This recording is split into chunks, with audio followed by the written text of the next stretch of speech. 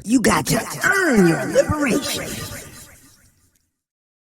All right, everybody. Joining us now is Dedrick Muhammad, who, among other things, is the Chief of Race, Wealth, and Community for the National Community Reinvestment Coalition and author of a new report titled Still a Dream, Over 500 Years to Black Economic Equality, linked in the show description. Dedrick, what's up, my man? Welcome back. And a fellow Columbia, Maryland volunteer politico like myself. We are starting the grassroots revolution here on these boards and whatever's here. Anyway, what's up, Dedrick? Welcome back. You have a lot more faith in our ability than I do at transforming Columbia to be the base of revolution. But yes, I am enjoying learning how these suburbs work here. So it's wild, right? Yeah, we're gonna have to do another thing just on that. It's very wild. So definitely a learning experience. So Dedrick, just get us started. What I've had a chance to get into the report a little bit. Definitely want to get more into it, but give us the overview.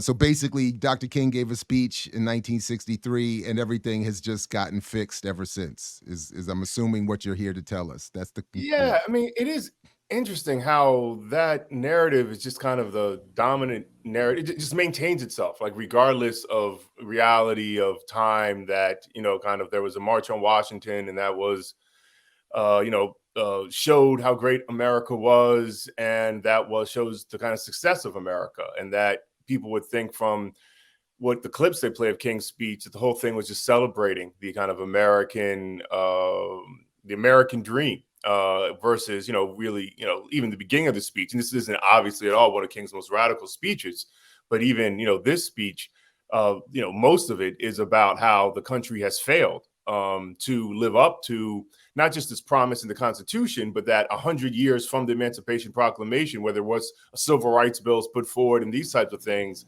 that there was promise of freedom for Black Americans. And 100 years later, in 1963, we still hadn't made that progress. And, it was talking about the fierce urgency of now. Even the call for the march was like the time is now. And, the idea of the report is just kind of highlighting how 60 years after the kind of fierce urgency of now, the call for now, when we're supposed to all be moving forward on greater equality, where the March on Washington had at its center jobs. So it had an economic component. That 60 years later, we've made little to no progress in terms of income equality between Blacks and whites, little to no progress in wealth equality between Blacks and whites. We do note in the report there are some areas of advances. I think it's important to recognize the conditions of African Americans in the early 1960s. So we do go into that. But that's just trying to have an opportunity to really look at least on the economic side, where have we been the last 60 years instead of just getting caught up in a celebration of the March on Washington. Right on. Some of at least what I've seen so far of the key findings and some of what I've read in the first section, at least of the report, is interesting. But let's work backwards then a little bit from what you were saying there. What would you highlight as these key advances? Sure. And why are they defined as advances? Yeah, go ahead. Well, 1963, 1960, African-American poverty rate, and poverty rate is looking at income poverty. Poverty rate was around 51%. So, that is stunningly high, that the majority of Black Americans were income poverty at that time period. And I think one of the more interesting things is how quickly it went down to around 32% by 1969. So I do think the Black freedom movement of that time period, March on Washington, War on Poverty, did have some substantive effects in bringing down poverty nationally and in the African-American community. And today we have a poverty rate around 20%. It's still high. It's still 1 out of 5 Black Americans. It's something that's ridiculous in the wealthiest country in the world. But, we definitely are in a different economic situation as it relates to being in income poverty than we were 60 years ago. Also note, there's been some progress in education. I'll just jump into the higher education piece. white Americans had, what was it, like 2.1 or 2.4 times more likely to be in college, 2.4 times more likely to be in college than Black Americans. Today, it's 1.7. That is a differential. And so, there's been some slow progress in that, right? So in poverty rates, employment, and I guess, one thing we didn't put in the report, but I think is true, and I think speaks to maybe, it brings up some critiques from me about why we're still focused on this so much. In voting, African Americans do vote at a higher rate. We have much more Black elected officials. And I think all of that is interesting to note, that we've made progress in those areas. But where we've had progress in those areas, it still has meant no direct change in income inequality or wealth inequality. And I think, it's interesting to look at those things and how they're not just correlated, when most of the time, when you want to talk about economic change, economic redistribution, people will point you to, well, let's just do more education, or let's try to vote harder or something, even though African Americans actually vote at a decent rate. So two quick points, and then I'll turn it over to my colleagues here. One is, how is poverty defined, and where just outside of that definition do we find by percentage the Black community? Because I admit I struggle when I often read about these poverty rates, and yet when I look more closely at how poverty is defined, it seems intentionally set to further confuse the actual condition of a majority of the people.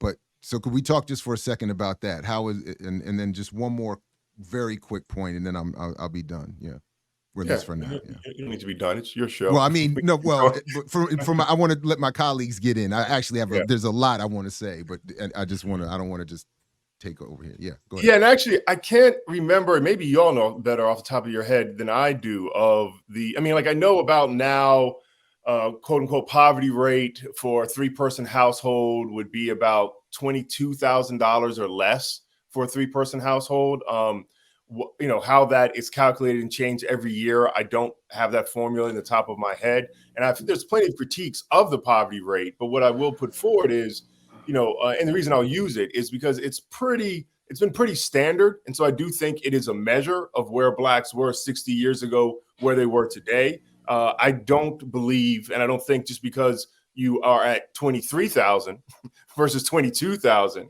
that you are right. And that's what I was trying to ask. Like, where, like, it seems like a lot of Black families would be just over that line and not counted as being impoverished, and somehow thought of conceptually as being in some better condition. That's really all. But I think that's true. But even with that, it's still true that to have 51% of us below the poverty rate shows that in 63 we were in even a worse economic situation. I guess that's the biggest point I'm trying to forward. But I definitely will agree. See, the median household income, not individual individual income, household income for African Americans is around like 47,000 or something like that. So that clearly is not economic security. And you look into wealth, and it's around $9,000. And so Blacks are in deep economic security, and I argue in the report, the overwhelming majority of us are in wealth poverty. And I think that is really the strongest socioeconomic indicator.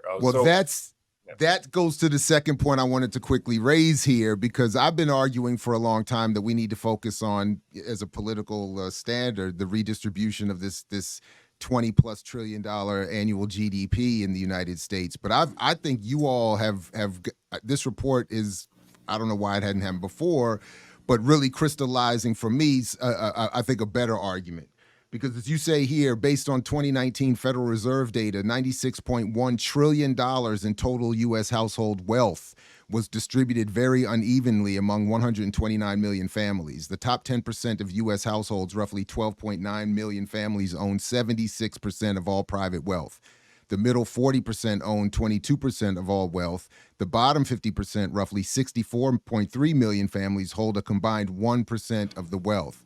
So for me, my thing is all of our overt above ground political arguments need to include a call for a redistribution of this wealth that we've all contributed to making. This $96 trillion in wealth is more than enough to do all the things for all the people that need to be done. It just needs to be distributed better. So that for me was a beautiful summary right there. So anyway, that's it for me initially. I'll let you and anyone else want to respond, or if my colleagues want to jump in and raise some comments, questions, etc. Yeah, go ahead. I'll just say one thing, and then would love to hear from others. As I've been looking more back at the March on Washington demands and even the freedom budget that came out a few years later, 66, 67, that was supposed to be a budget for the American economy that could bring forth, greater racial equity. It is interesting how much they were focused on jobs and at best income, really didn't have a strong wealth analysis. And I do think that's something that has developed over the last 40 years. I think, really maybe in the 80s, you started having much more of an understanding of the importance of wealth. And even in terms of kind of taxing, most people think of taxing of income, and that's just because you don't make that much money. And that's where you're taxed at when, really, if we're talking about redistributing wealth, we're talking about taxing wealth to redistribute the concentrated wealth, which is much worse than the concentrated income. So I was just thinking it'd be an interesting idea to kind of really look at 60s or even before that economic policy of kind of Black freedom organizations and critique that in a constructive way about, what was missing and what we're trying to add on today. So anyway, I do think, that relates to what you were saying. Mm-hmm. So Diedrich, something you have in common with Jared is when I share your work or actually talk about your work in my work, it stops me from getting opportunities. So there was this one organization in Baltimore who was using your work. And I asked them, like, have you read, all of it? And they was like, oh, they don't even know who he is. I'm like, well, why do y'all have his report on your website? And but one of their solutions was to fund entrepreneurial business. So I guess my question is, on the report, you were saying, or it was said from 1959 to 1968, the wealth gap decreased. So, Black folks got closer. And I'm curious to know from your conclusion what happened or what exactly contributed to the wealth decreasing. And then I guess the second question would be like some recommendations for now, because one of the things that maybe I'm sometimes not always seeing is like policy recommendations that you might have, or I know you talk about baby bonds that Derek work on as well, but just those two questions: what was it back then, and then what do you advise for now? Sure. And let me just start off with, I think, my biggest critique of the racial wealth gap, racial wealth divide space that I've been involved in for the last 20 years has been, I think it's been positive that there's been much more conversation around the racial wealth gap, racial wealth divide over the last particularly 10 years. And that's great. People are talking about it, recognizing it. But, as they do with everything, they just kind of appropriate it, right? So whatever thing they were doing, if they were focused on entrepreneurship building, now they say, all right, cool. Well, we'll focus on entrepreneurship building to close the racial wealth gap. Or if they focus on housing, focus on that. Or if you're focused on keeping marriages together, well, keep marriages together for the racial wealth gap. So it just kind of becomes a phrase that people use to justify, kind of whatever work they're doing. So I do think that is a problem and something I do try to critique and highlight. I remember I heard Hill Harper doing a presentation. I was on stage. He was presenting the work I had done and then started talking about Bitcoin. And I was just like, what's happening here? But I mean, just what's happening here. That's what people do, right? They kind of take, all right, people, it's great. People bought into this understanding of a racial wealth gap, and then they use it to push forth their own agenda. Now, I think you said that the wealth gap decreased between 63 and 69. I don't believe we said that. I think we said that the poverty rate decreased for African Americans. We did say, I guess, between 60 and 2019 that the racial wealth divide closed just a little bit. I think it was what was it? About African Americans in 1962 had 12 cents for every dollar of wealth of non-Black Americans. And by 2019, African Americans had 18 cents for every dollar of wealth. And we can kind of make estimates or hypothesize what did that bridging, but I just want to highlight that was 6 cents of closure over 60 years. And at that rate, it would take 780 years for Black wealth to equal non-Black wealth. So just, to me, that is a massive failure in showing that we're not on a path to bridging the racial wealth divide. And I'll even share with you, if you look at other data, you can argue that the racial wealth divide has actually maybe increased a little bit. If you look at 1983 to 2019, using different data sets, right? I was using the most optimistic data I could find. And the most optimistic data is that at this rate, it would close in 780 years, which to me is a huge failure. And I think shows that moving around the margins, even having a non-discrimination framework is not enough to make that substantive change, and that there has to be massive federal policy, redistribution of resources in order to actually make serious headway in bridging the racial wealth divide. I think you might have had a third part, but I'm forgetting what the third part of the question was. Well, I think at the time, yeah. But at the time, I think it was quoting Ellora, and it said that even at that time it decreased, the racial wealth gap decreased as well. But it did talk about poverty, but it said yes. I'm sorry. Yeah, I'm remembering that line now. Yes. And I do think, and yes, and I think that was in between that time period. I do think it is interesting. This Derenoncourt, I think she's from Princeton. She really did an interesting paper looking at trying to understand racial wealth inequality from like 1860 to 2019. So it's using a different data set. She kind of had to pull together the data herself. Her team had to pull it together. And it did show like the greatest decrease in the poverty gap was 1860 to whatever 1870 or something like that, 1875, which was ending slavery, right? Where we actually could be people, whites didn't own us as assets. And that was the kind of greatest decrease. And then you saw, little bits, different types of decreases over time as we maybe got more voting rights, as there was actually after the Great Depression, you had the New Deal, and I think even probably getting rid of segregation, outright legal, Jim Crow, these types of things has allowed us to move forward slightly. And I do think the war on poverty actually, when 51% of you are in income poverty, it doesn't take much to move your wealth up a little bit by getting you out of income poverty. So I do think some of those reforms have been I wouldn't call ending slavery reform, but those post 20th century reforms have done small things to move us forward in terms of wealth, but very, very small. And it's going to take something much more bold, much more radical if we want to make a substantive increase in bridging wealth inequality. By the way, I put a link to that Derenoncourt report in the chat. I use it all the time since you put me onto it when it came out, because one of its conclusions also is that no matter what is done, the initial beginnings of enslavement mean there will be a permanent ratio of, at best, I think they said 3-to-1. She said if you go back historically and take away all of the redlining, all of the segregation, say from the day of the official end of enslavement, and everything was equal, Black people, just because of that unequal starting place, would still only get to at best 3-to-1 wealth disparity, whereas it's today 6-to-1. And then, as you point out, the initial 10-year period or so after enslavement was the biggest jump, because obviously if you're starting from zero to anything, it's going to be a significant bump.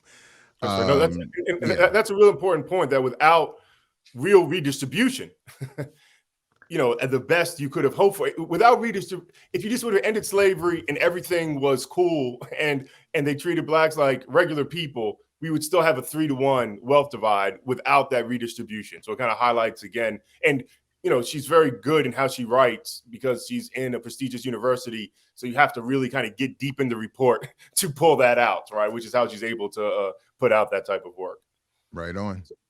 So I wonder if there's a way to, or an effort to like even make a larger argument for redistribution, even with like saying, okay, this example, when that wealth gap decreased a little bit, these are the public policies, or these are the things that allow that. And then what would be those same type of things now? Again, I know baby bonds is like, to me, it seems like it would take obviously a while, but if there's other ways that it could be attacked, do you think? Sure. Oh, yeah. Yeah. We mentioned a few policies. I think one of our more comprehensive reports, we had 10 policy solutions to bridge the racial wealth divide, which we put out 4 years ago. And so, like, I'll say there's kind of, broad universal policies that I think could have disproportionate impact on the African-American community, which I think is important.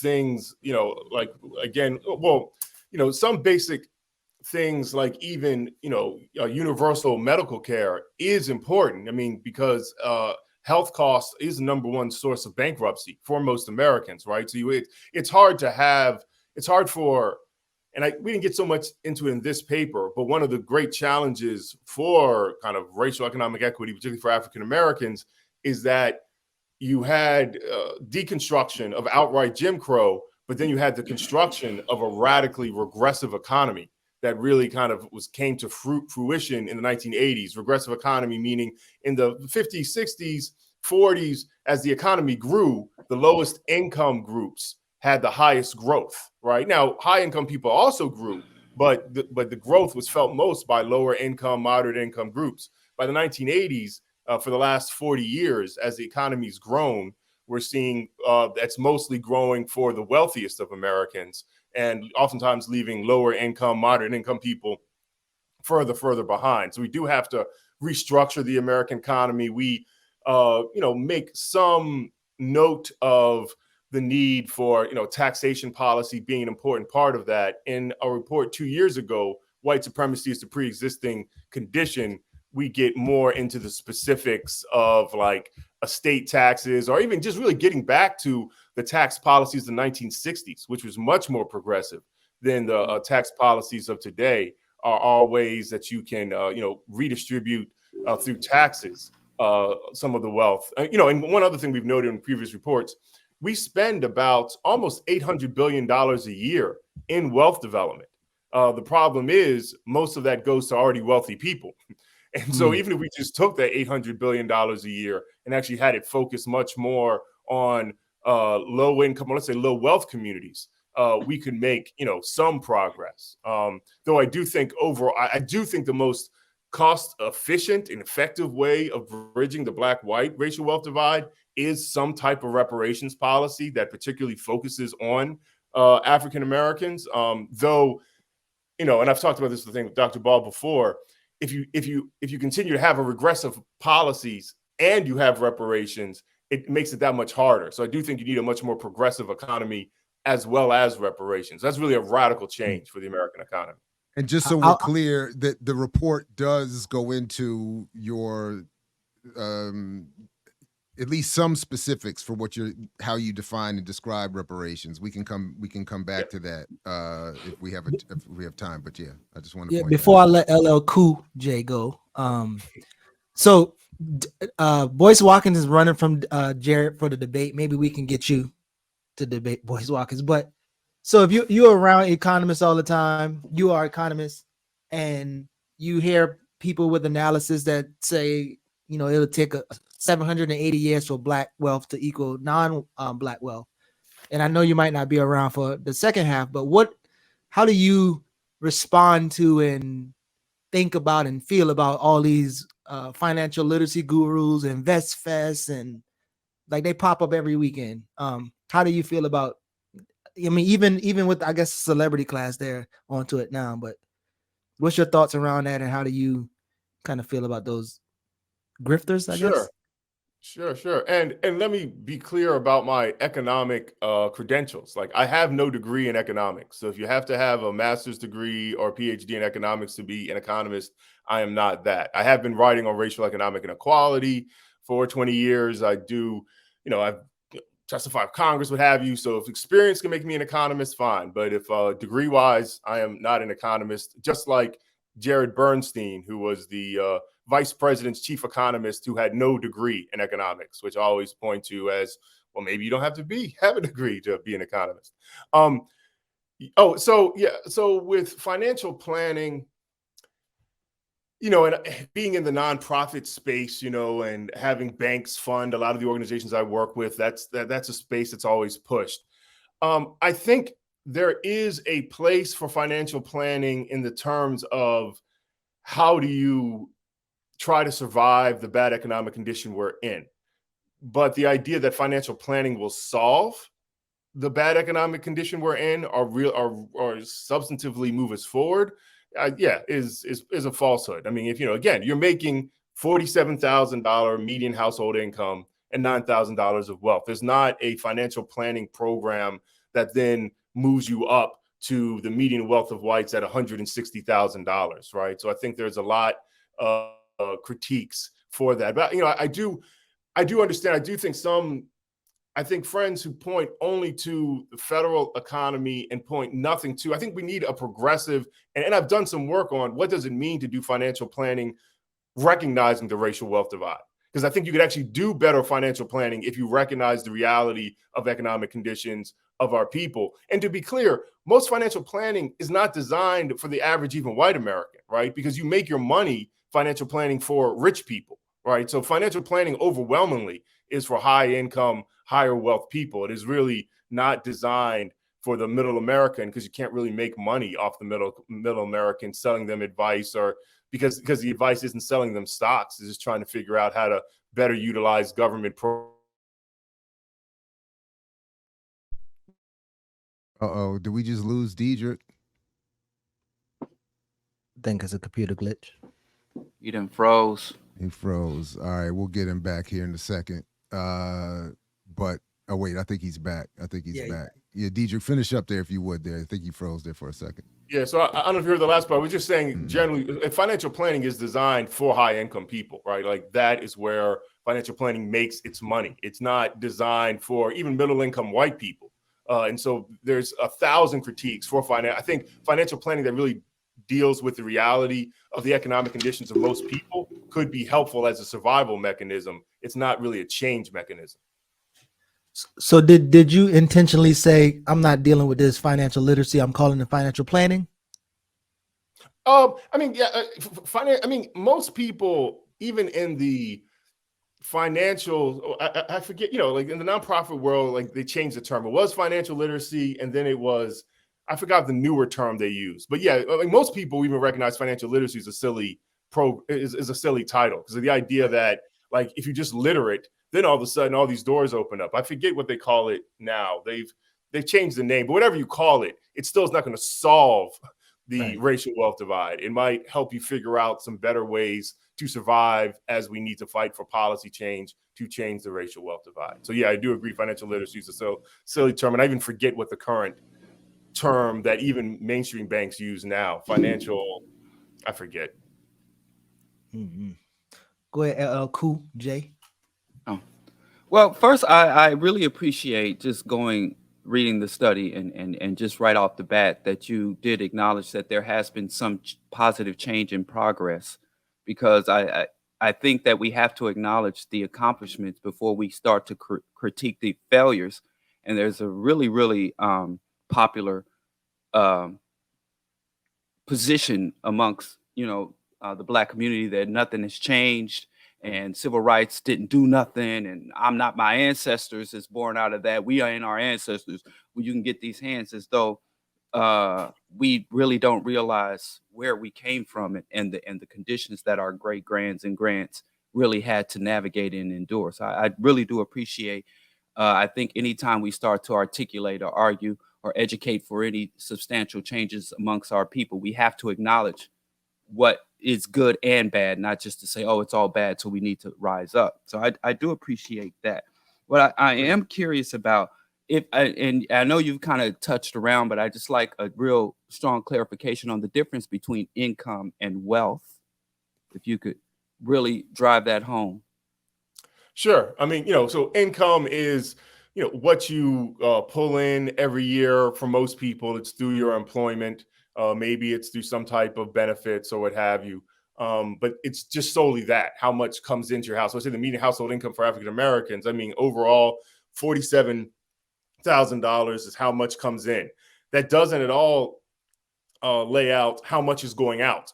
What expenses are they paying for, right? Because you can, if you have 47,000 coming in and your expenses are 46,000, then maybe you have 1,000 left over. Or more commonly, you're spending 50,000. And 47 too, I believe. Yeah, 47,000 is also looking at pre-tax, right? So that's not even, how much money you really have to spend. So, income is how much money coming in. Wealth is, after you take away what you have kind of paid for, or your cost, what do you have left over as an asset? It could be in your savings account. It could be in retirement. For most Americans, most of whatever wealth, whatever they have left over after income and expenses is in their housing equity, meaning whatever value they have in their home. And when I say value, I mean how much their house appraised for minus what you owe mortgage-wise on your house, right? So, and that's where you get the median wealth for African Americans is $9,000 based on 2019 data. But if all or most of that is in your housing equity, then that doesn't mean you don't have that money in a bank account. So that shows why African Americans are in such precarious economic conditions with basic expenses or kind of new costs. I hope that was helpful. Now, yeah, I have a two-part question. Mm-hmm. Number one, when you talk about the racial wealth gap, it assumes with white people on one side and black people on the other. Yep. And I would argue it's not a static gap, whereas white folks are across the ravine staying there and we're there. The white majority economically, they're moving. They have a certain economic trajectory. And black people, we could assume, are following and trying to pick up pace to catch up, more like if we're going to use the gap analogy. And I have to say, if we look at the white majorities or white capitalist economic trajectory, is it a sound policy, a sound goal or objective to try to close the wealth gap? Because, and so the second part of that is, what inhabits that gap? If there is a gap between whites, I mean, really what, besides just the fiat currency, the behaviors, the cultures, the infrastructure that creates and sustains that gap in between, will black people have to engage in those behaviors, have to sustain, support, embrace those actions, imperialism, capitalism, in order to cross that gap? Do we have to accept and embrace what is in that gap that created the gap in the first place? So are we on, should we stay on the same economic trajectory, and do we have to essentially be equal to white people so that we can become equal to white people? I think the most clear response to that is generally yes. If we want Black Americans to have the same, because this is all very domestic focused. This is not talking about really. I mean, and we don't really even talk about what it took for white Americans to get at this level of $160,000 median wealth. But some people say it's not even that much money, but globally, that's a lot of money, and it took a lot of exploitation to get to this lifestyle, including exploitation of Black people, including taking away indigenous lands, including international. So I think, if you want to crack it open, that's why I do enjoy coming on this space, because you never get an opportunity to talk about it in this way. I do believe it's particularly environmentally and probably globally unsustainable to try to have private wealth, even at that level, all across the country. And then if you're talking about globally, it would be completely unsustainable. And that is, the challenge that we see in the world, is that the American dream really causes a nightmare. You really can't have individual wealth accumulation at that level. I think it's people have a hard time just talking about getting Blacks to that median white level. People never want to talk, and they always want to highlight the way we'll do it is we'll grow the pie for everybody. But the reality which you're highlighting is that actually, so this has to come down a bit if we want something that's sustainable for the world, for the globe, for the environment. So I do. I mean, believe I actually had a similar question in terms of does your report deal with the distribution of what wealth does exist in Black America among Black Americans? Because similar to what I hear in Diallo's question is, if we catch up to whites, then we just end up with the same level of inequality with just greater amounts of with a greater pot. But the same levels of discrepancy and inequality will still exist. But go ahead, Diallo. Yeah, go ahead. I appreciate that because, over the last election cycle, I'm not sure if you're familiar, but there was a contract that was very popular that I was aggressively denounced for denouncing. It was a denounce fest because Ice Cube came up with this contract for Black America.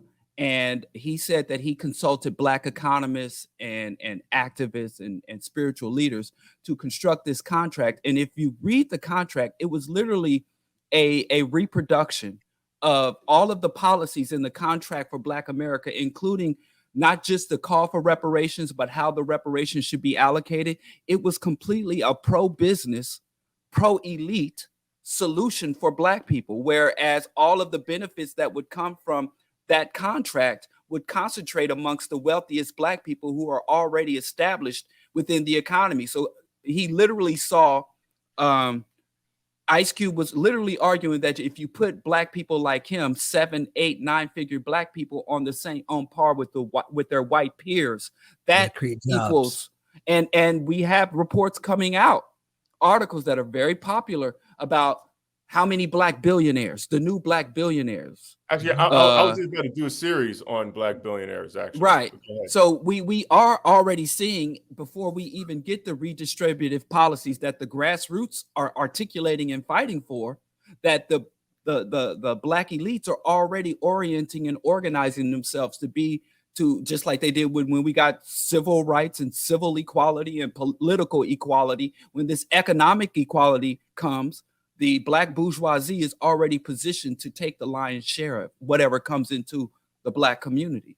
So that's why you got to sing your trickle down song. But one of those economists that Ice Cube sought assistance from is the unassailable Derek Hamilton. He talked to Derek for real? Don't go Derek Hamilton worked with him on that. I'm glad you brought that up. I do remember that Derek Hamilton.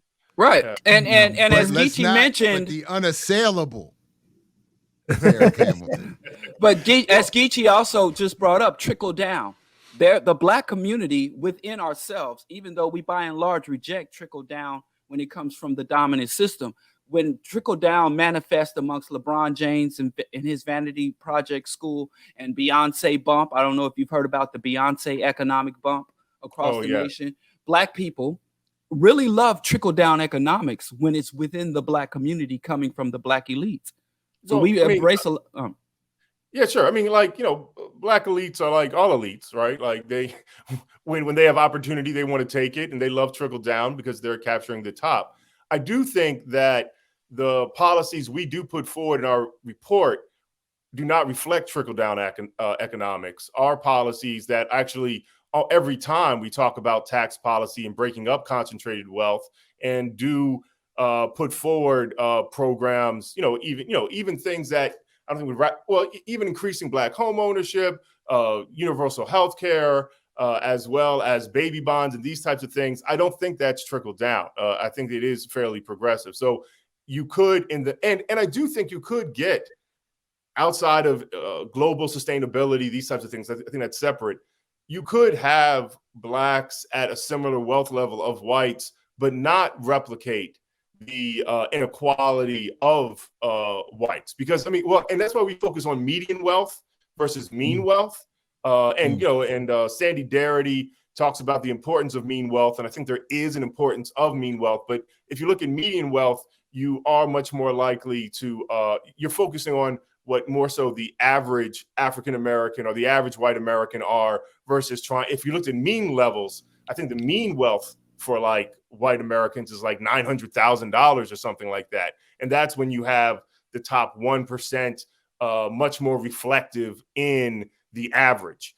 So I do, I do focus on median on purpose because I do think it'll be much more ground up analysis than using mean, though I do think there is some importance in understanding mean averages as well.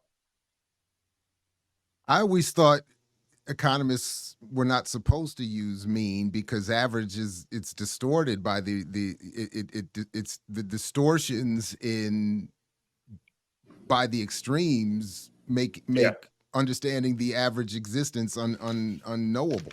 The reason William Garrity will so put I don't forward, understand. I don't know his argument. Yeah, sorry, go ahead. Yeah. So the reason he puts forward we should use mean is because so much of the wealth is in the top, is in the extreme, that he wants to make sure that we aren't just left with what the median white has, but that wealth captured by the top 1% is also looked at as being part of inequality. So I think there's a logical argument there, but I just I just focus on the mean. Also, too, like you tell white households the average is $900,000 of wealth. Most white people look at you like you're crazy. They're like, I don't have 900,000. 160,000 people believe and much more reflective of their life. So I focus on median and trying to change the median. Though, if we can make progress in median, fine, we can then talk about mean. But I do think we talk about breaking up concentrations of wealth by highlighting, our kind of our tax policy, trying to focus it much more because we had a much more radical tax system in the 60s, radical compared to what it is today.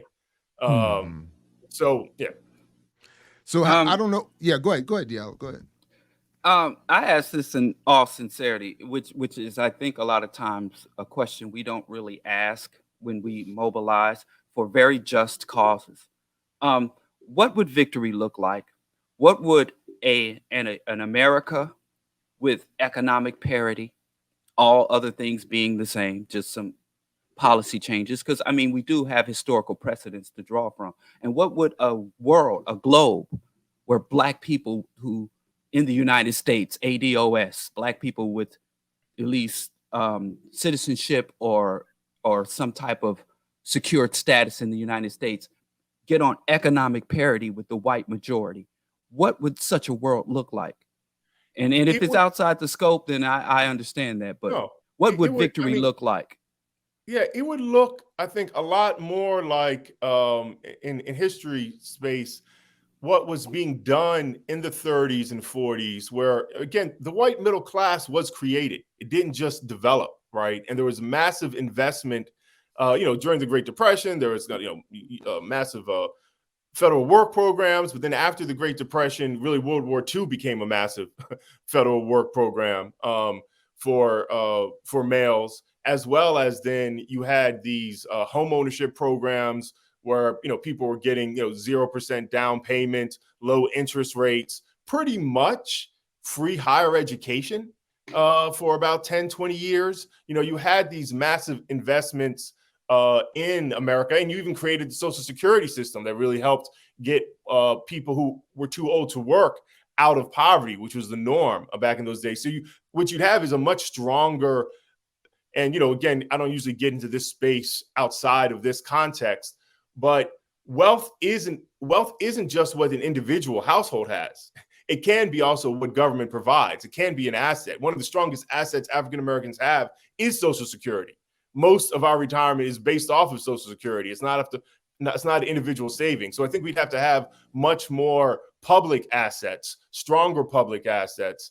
And I think that's really the space we get to have greater economic equality in the United States. That would also include bridging racial inequality. So it's doesn't have to be complete socialism, but be a much more socialistic semi-democracy than what we have and we kind of played around with a little bit in the 40s. In terms of imperialism and warfare, in terms of the ecology and destruction of the ecosystems, in terms of the psychology and ideologies that are pervasive in the society, in terms of because we'll either have to take money or take resources from the white majority, or the United States will have to go abroad and take resources from the white majority, take resources from multinational witches, or go abroad and more aggressively exploit the global resources. What type of ideologies? And we already saw with just a symbolic Black president, from the Tea Party to the MAGA movement to a full resurgence of overtly racist, white nationalist, Christian nationalist, and fascist movements. So, I mean, on a, you always want to push me. I know. More and more radical. You're like, I'm going to get you out of your job by the end of this thing. But No, I know. I appreciate the question. Message.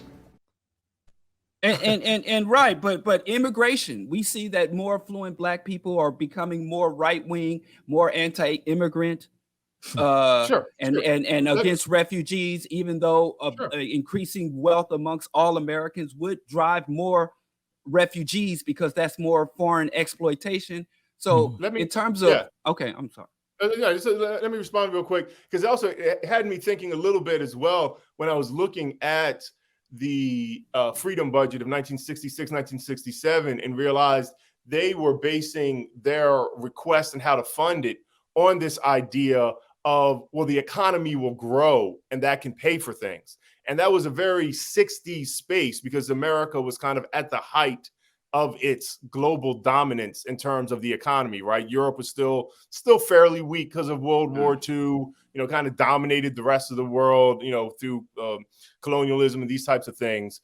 And in 2023, that's not the case anymore. Like, the idea that we are going to be the absolute dominant economy is not true, that actually our dominance over the world militarily and economically will, probably be lessening on the ongoing future. So the idea, and Derek Hamilton, the unassailable Derek Hamilton, he's been pushing, which is pretty radical for an economist, of not looking at growth as the way to move things forward, but to have a no growth economy.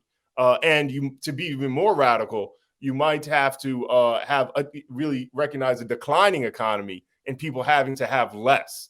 Right. And I do think that is something no one wants to talk about, is not a palpable political message, but I think that is reality. I think we just look at kind of the environment we will have to live with less in order to have a kind of a sustainable ecology, right? And that's just something that, again, like, I think it's completely off the table. It's like people think it's totally crazy. I mean, people think it's crazy to really talk about bridging just a racial wealth divide, Black and white. I mean, this is kind of really reformist. It really wouldn't be that hard.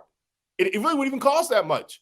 We can pull out $1 trillion for COVID, $150 billion a year for Ukraine. We can find money easily. We could bridge the racial wealth divide. We just really do not care right now to deal with what you're talking about, having a sustainable global economy and politics. That would require actually a radical change in the way we live day to day, which, again, it's kind of completely off the I don't know, political talking points. But is there any realistic?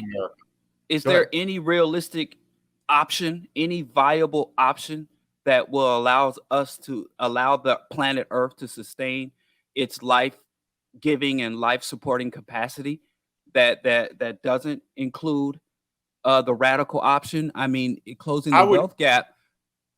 I would agree that. Now, there are some people out there, again, and capitalists like to be very optimistic that, and they always say this, technology will change everything, that we are on the edge of abundant energy that will radically change everything. And we're soon going to have AI and robots. And so labor won't even be an issue. So there is that thought out there.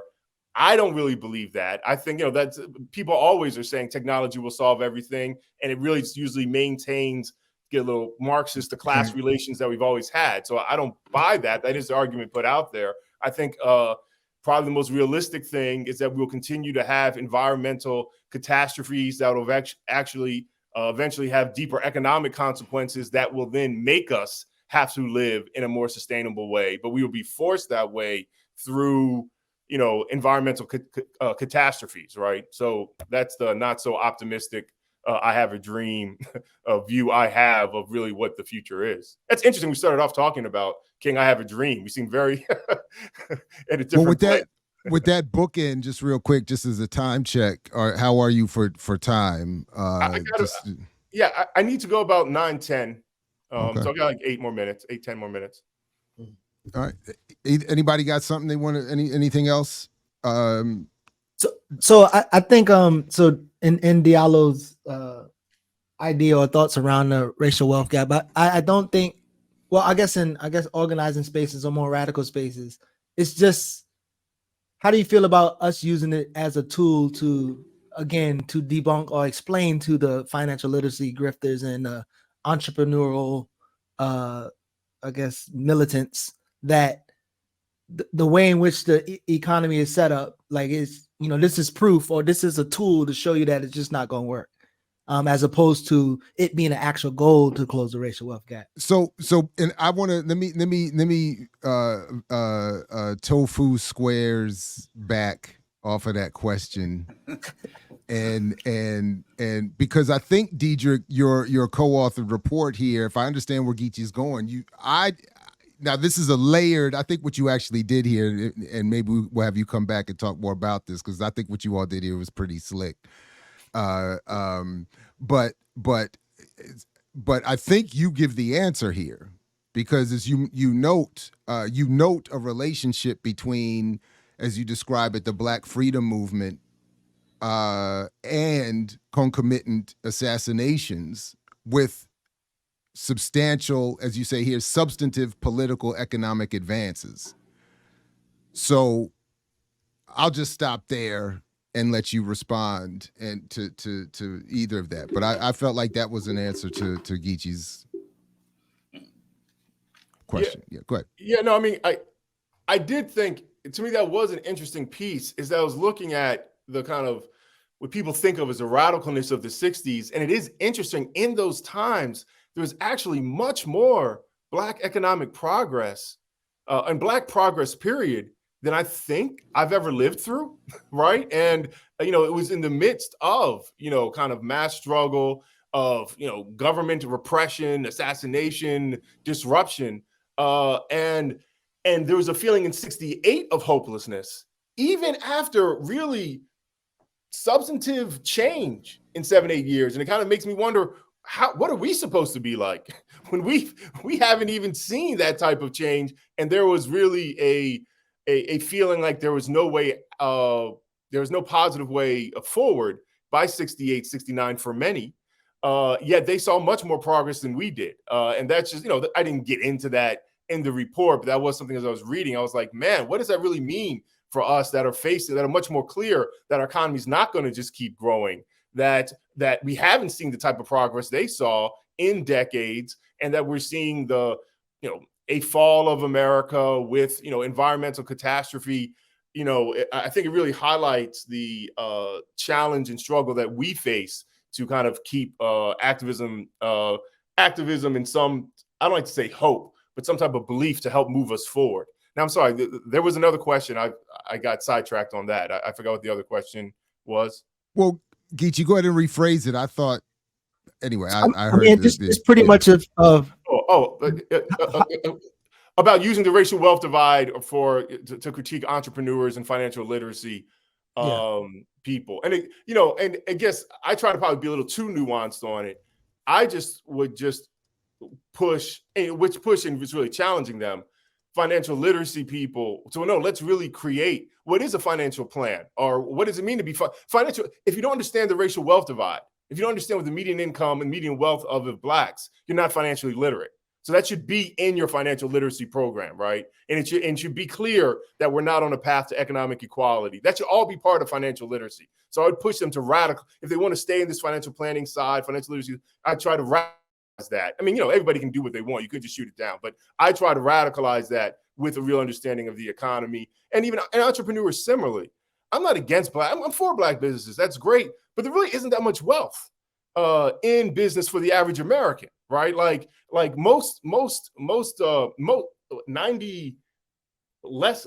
90% of businesses are one-person shops, and they're really just kind of your side hustle, right? So when people play all these games about what it means to be an entrepreneur, you're lucky to make $10,000, $20,000 a year as an entrepreneur, as a side hustle. Now, if people want to talk about how do we strengthen each other's side hustles and these types of things, cool, I'm for that. But the idea that entrepreneurs are these people that are creating all of these jobs and all this wealth, that's just not true for most Americans. Entrepreneurship is not a serious point. And even if you look at least when I've seen the data on entrepreneurship, it's it's like small business and second properties. So even the small amount of money that is listed under entrepreneurship, most of that is someone has a second house that maybe they inherited from a family member, maybe they're renting out or what have you. So for the average American, entrepreneurship is not a serious component of wealth. Gotcha. Right on. Well, if we got to end, I can't think of a better way of ending this segment. So, Diedrich, I thank you very much for coming through and for the work consistently over all these years. Look forward to digging in further to the rest of the report and having you back whenever. Yes, sir. Yes, sir. Thank you all. It's good to be on and talk about aspects of the report I never get to talk about. Right on. Appreciate you. Thanks, Diedrich. Take care now. Peace.